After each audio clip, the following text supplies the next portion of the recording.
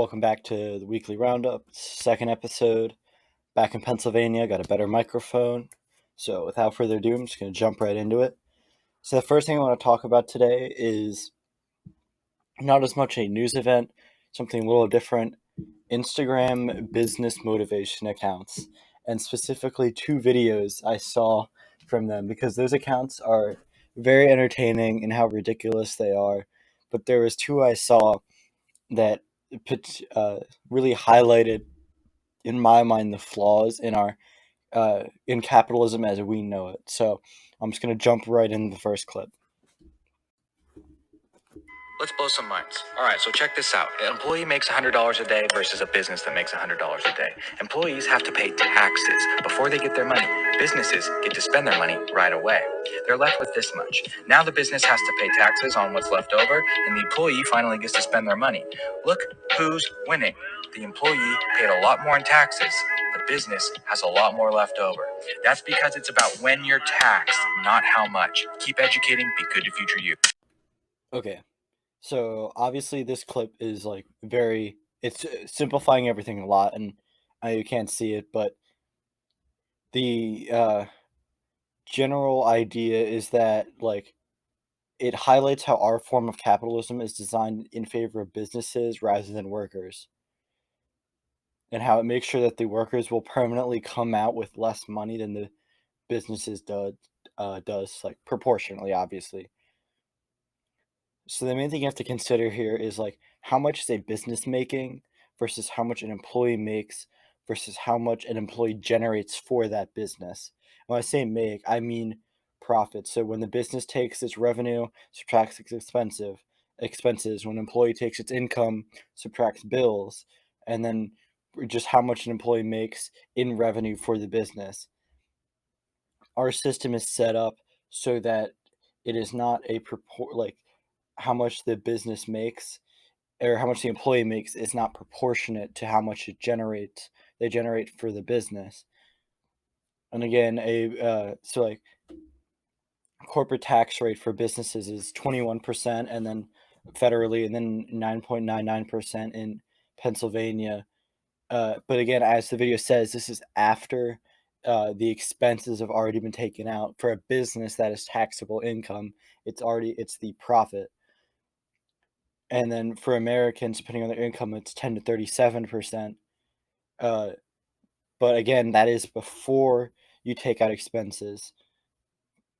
So people get a already taxed paycheck, then have to pay more taxes, and then owe money on their houses. They have to pay electric bill, water bill, utilities, have to pay for appliances that break, have to get their kids through school. They have to pay for gas.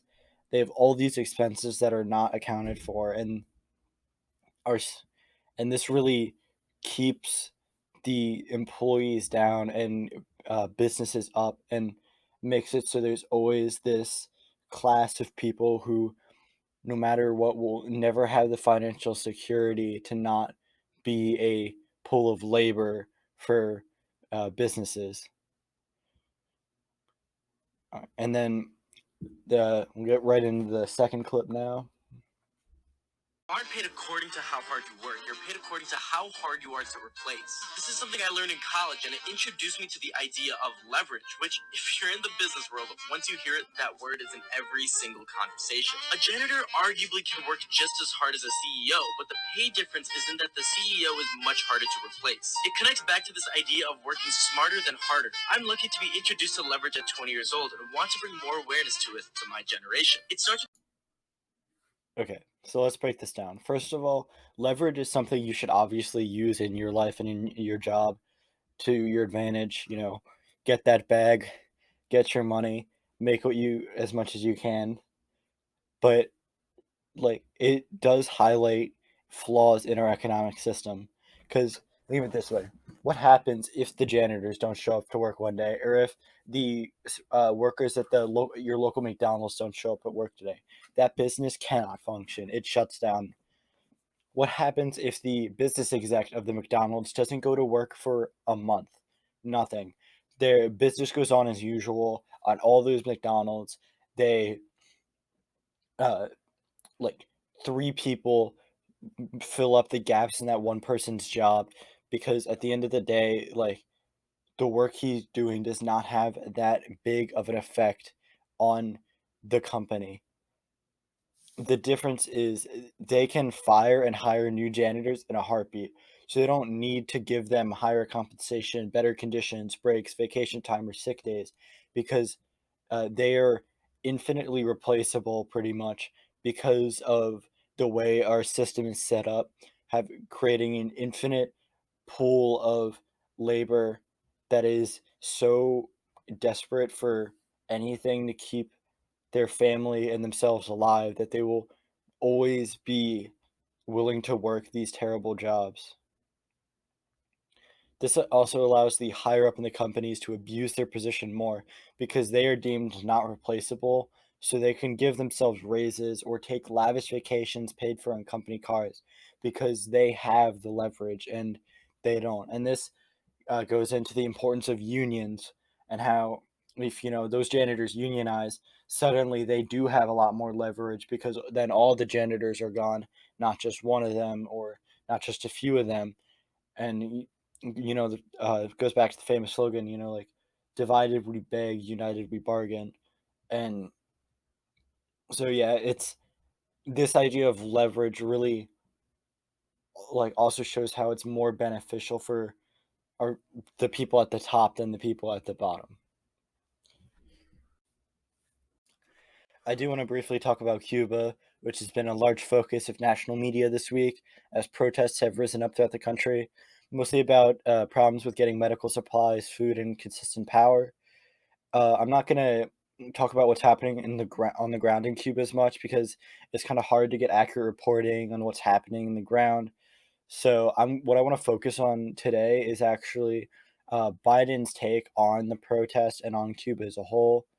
So before we even look at what he had to say, it's important to understand it's a miracle that Cuba even exists, as America has put an embargo and blocks trade from going to Cuba with pretty much every country on the planet, causing Cuba to be in a constant like wartime economy, with the U.S. doing things like blocking them from getting face masks and different stuff required to fight the spread of COVID, or not allowing Americans to send their Cuban relatives money or anything like that.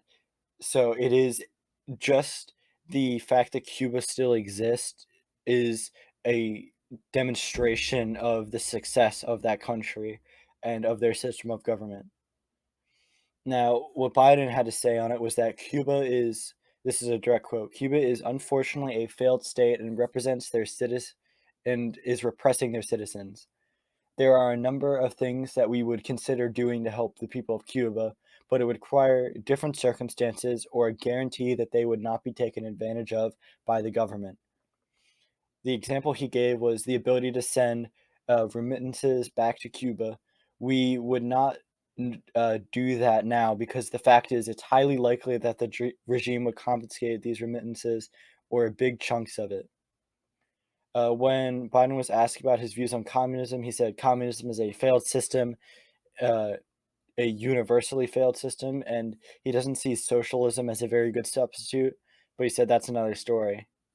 So, okay, for one, how can anyone call Cuba a failed state? With the attacks America has put on them, the fact that they still exist is proof enough that it is not a failed state. Biden doesn't even mention the embargo, which the UN voted America should stop. The only countries who voted against it were the US itself and Israel. So, like, obviously, the embargo is not really supported. Also, communism is a universally failed system and socially doesn't work either. Like, yeah, sure.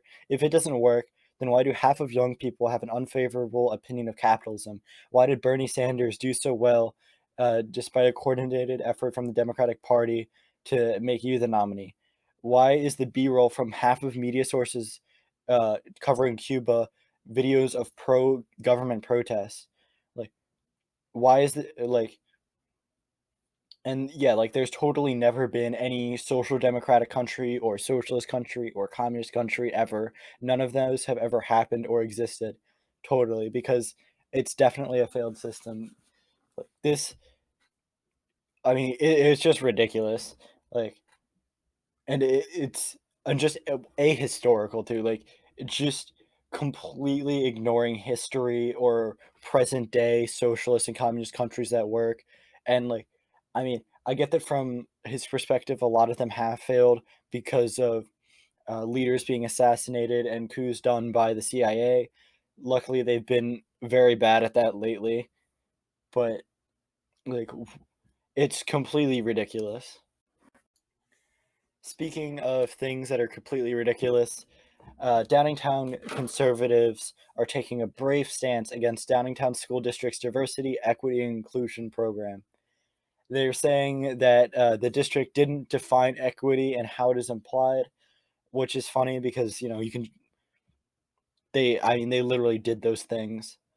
A person who Brandon Campbell pointed out that uh, this in politer terms, that this is a response uh, to these racist like babies seeing air quote their country and their school district change.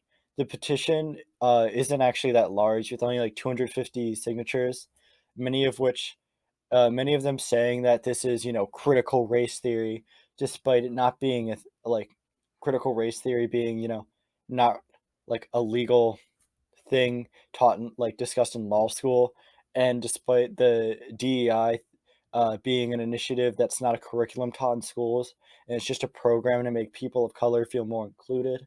Again, a lot of them are also upset because the amount of people of color in the district has increased by more than 100% in the last year or so. And like this is from my personal experiences, this is really important because especially having a director of the DEI, because at my school, whenever we try to do any discussion about race or sexuality or anything of that nature, or how like or just like racism, problems with racism in our community, every single time our school's administration says no, you can't do that, like we're not allowed to do that. And then every single time we have to get the director, who is probably really sick of it, to come in and say no, you can't not let them do that. Like that in itself is kind of racist and like kind of like in like a problem. You can't really do that. And also like in my school, like we just have like straight up Nazis in our schools who like will not be in the same room, or like will avoid being in the same room as minorities, and will call like people the N word or the F word or any other array of slurs. Now, for again going back to the petition, a main point of contention for it is the optional book list for parents who want to discuss race with their children. Uh, these like conservative hogs, like they believe this is critical race theory, and that teaching their kids that minorities are oppressed will lead to like the downfall of society. uh but what's funny is like when you press any of these people on what books they object to and what specifically in the books they object to, they shut down, because like they haven't read any of the books. I don't even like half of them probably don't even know how to read at all. But I will say, if you're ever looking for a fun read, the Facebook comments on the infographic that's linked, uh, that the district put up, are very funny and very entertaining to read. So like, but overall, like, these people are mad at something that's existed for months.